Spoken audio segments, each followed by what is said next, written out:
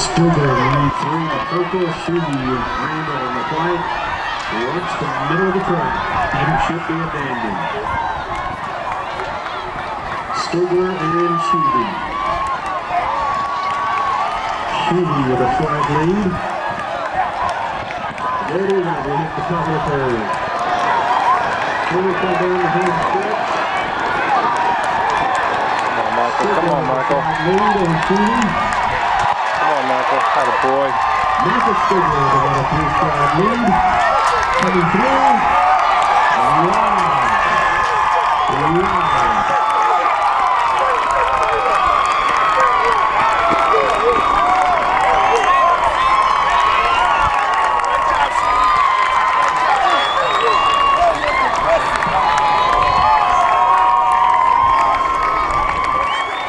Michael Stigler, 36.87. Here are the results for the JV boys 300 hurdles. In 6th place, Monterey, a time of 47.26. 5th place, Christian Fisher of Sturman in 45.12.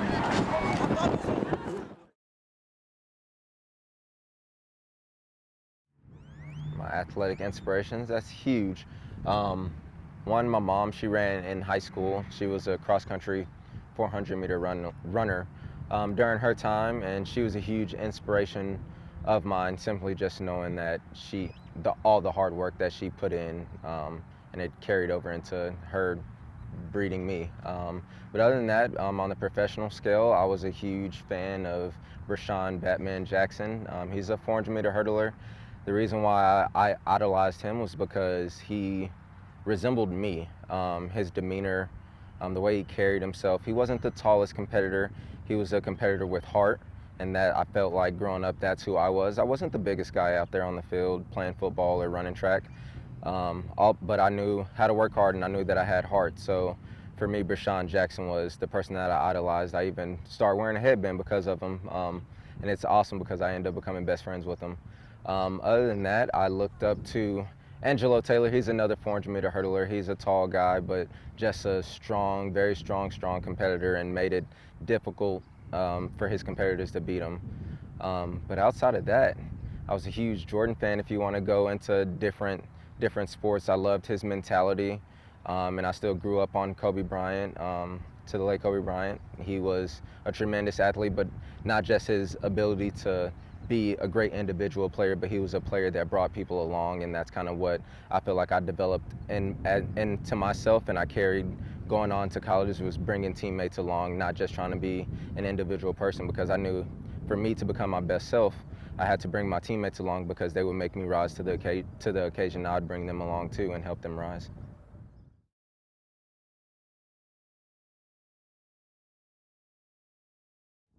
Yeah, so start back, even Jordan with the 96 Bulls, back then I was young, but I was always in tune and always watched.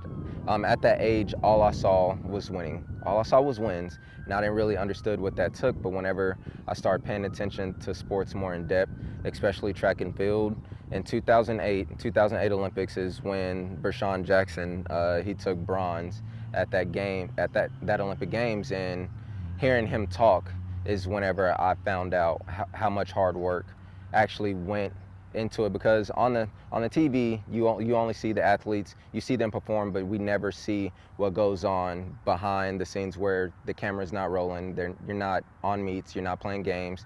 It's the long hours on the field or on the track. It's what you're doing outside of practice, doing all of the recovery stuff, and just the mental focus and the mental dedication that you have to have, because it's easy to get distracted. And I caught on to that at a very, very early age, and I feel like that honestly helped mold me into the athlete that I am today.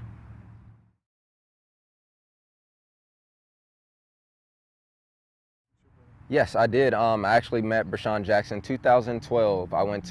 It was USA Championships up in Eugene, Oregon, but at the same time, USA Juniors were going on. I had the privilege to go up there with Coach Baca and Coach Cummings, Adam Cummings. We went up there and I ran the 400-meter hurdles there. And funny story, I got to see him run his race at the USA trials, and I end up going over. We went past like some pool hall after the meet was over, and I walked past and I saw him in the window, and I was just like, hey, there's Bashan Jackson, there's Bashan. And then Coach Baca was just like, well, let's go in there. Adam was like, let's go in there, let's go talk to him. So sure enough, we get in there. I'm just a nervous kid fresh out of high school, seeing my idol face to face, like in touching distance. And I just walk in and I just sit in a chair, and he's in the middle of a game, and he comes over and he sits down and talks to me, stops his whole game, disregards his game, and comes and talks to me, gives me some words of encouragement. Actually, on that exact same day, he gave me his number, and ever since then, I've been able to contact him for any advice that I needed, in whatever direction that was, whether if that's track or if it's life. He's an open book, and I appreciate him for that, because he helped shape my life, and he's been a good mentor to me, especially even transitioning over into the professional side of things. The advice that he gives and the knowledge that he has for the sport is huge. And wanting to be great in a sport, you have to be educated in it. And getting his advice, I can't turn that down. That's priceless. You can't put a price tag on his advice. So huge kudos to him. So we still have a relationship to this day.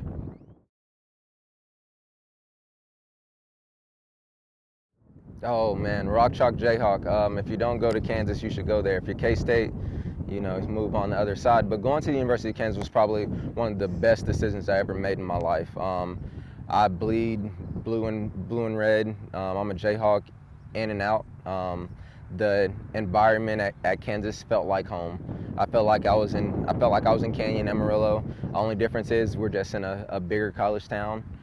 People are friendly, which I loved because I got that at Canyon. And never really didn't have that big city feel. And I love that about Kansas. The culture, the environment, the people there made me love it. I fell in love with the people. Honestly, I fell in love with the people.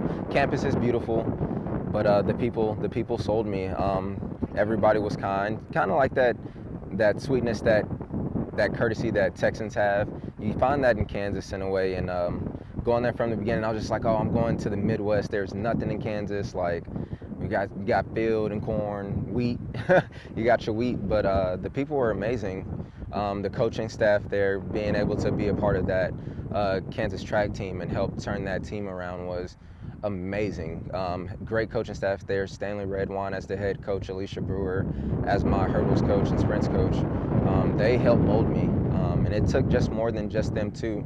It went all the way down to the trainers, even just up to the ADs, and even other sporting coaches, even Bill Self giving me a high five in the hallway, telling me good job, congrats on the national championship.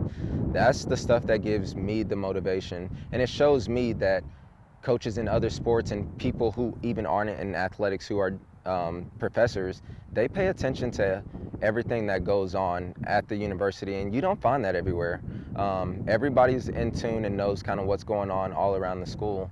That's what I loved about being a Jayhawk, man, is everybody pays attention to what's going on. Nobody's just stuck in one bubble. Everybody does a really good job of reaching out, getting to know one another, and keeping that relationship and maintaining that relationship. And even talking to you, Phil, you being a Jayhawk, I always have that connect of being able to come back home and still feel like I have a part of Kansas here, to talk about what places did you like to go eat, talking about games in the Allen Fieldhouse, going to go watch a football game, tailgating football games. It's nice because to know that Jayhawks are everywhere, and they're nice, kind people, and they'll have a normal conversation with you. It's the best. I think being a Jayhawk is the best thing that's ever happened to me.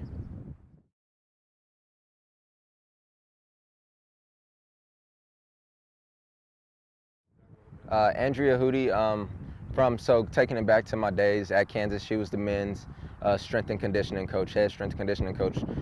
Best in the world, if you ask me. I don't think anybody's better than her. Her knowledge for strength and conditioning is top notch.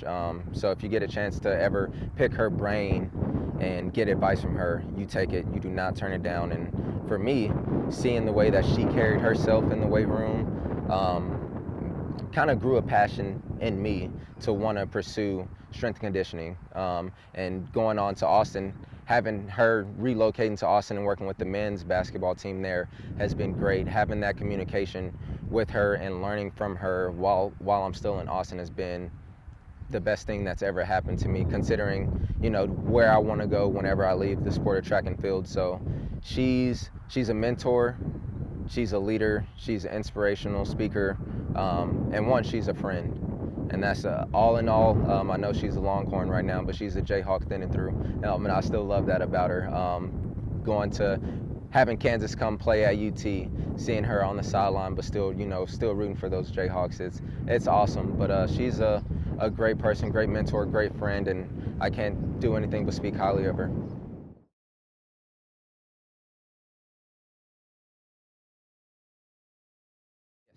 Yes, so I'm working on my CSCS right now, my strength conditioning certification. It's the top strength conditioning certification you can get. And I just want to be able to bring some type of performance center here that's dedicated firstly to athletes, to help our athletes develop, and being able to work under Hudi and learn from her and other strength and conditioning coaches. It's gonna help mold me into being the very best strength conditioning coach that I can be, because I understand speed, I understand agility, but the fact that I'll be able to incorporate the weight room and be able to provide that additional resource to our high school athletes, our junior high athletes, and even WT athletes getting ready for pro day. Me bringing something here to our area is what I want to do and what I will do.